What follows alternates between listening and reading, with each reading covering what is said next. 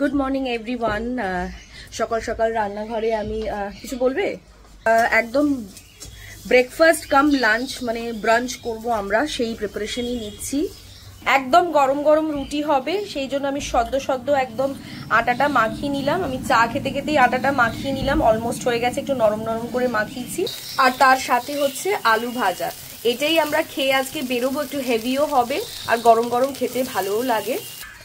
আজকে একটু তাড়াহুড়ো করে সবকিছু করছি আর একদম ফ্রেশ মানে গরম গরম রুটি আলু ভাজা অনেকদিন পরই সকাল সকাল আমরা খাবো আর কি, খেয়ে দিয়ে বেরোবো, কারণ সারাদিনের একটা ব্যাপার রয়েছে।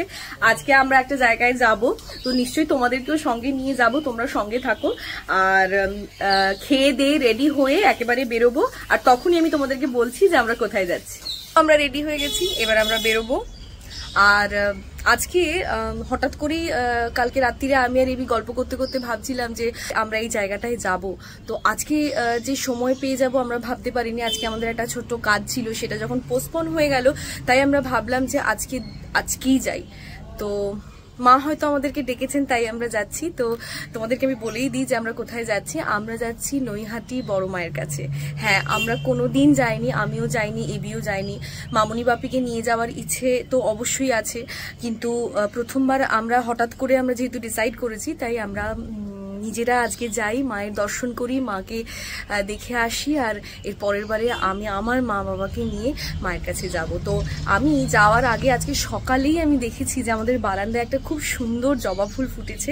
সেটাই আমি মানে আমার রোজের পুজোতে আমি আজকে তুলিনি, কারণ এবি আমাকে বললো যে চলো না, যদি এখন তো শীতকাল, জবা ফুল অনেকক্ষণ ভালো থাকে, তো বাড়িতে যখন জবা ফুলটা ফুটেছে, তো চলো না মায়ের জন্য নিয়ে যাই, যদি নিয়ে যেতে পারি। তো সেই জন্যই আমি এখন এসেছি আমি জবা ফুলটা তুলতে। তো চলো তোমাদেরকে আমি দেখাচ্ছি কোন জবা ফুলটা। ও মা, এখানে দুটো ফুল ফুটেছে।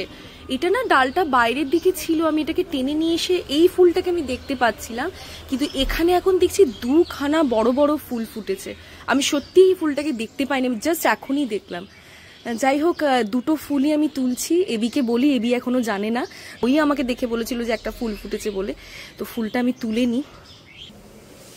এই হচ্ছে দুটো জবা ফুল আমি তুলে নিয়েছি। এটাকে আমি ভালো করে একটা প্লাস্টিকে করে এয়ারটাইট করে নিয়ে যাব, মাকে দেব। এখান থেকে তো অনেকটা রাস্তা, দেখি কেমন থাকে। আমি মায়ের কাছে মায়ের নাম করেই নিয়ে যাচ্ছি, দেখা যাক আমি ফুলটা মাকে দিতে পারি কিনা।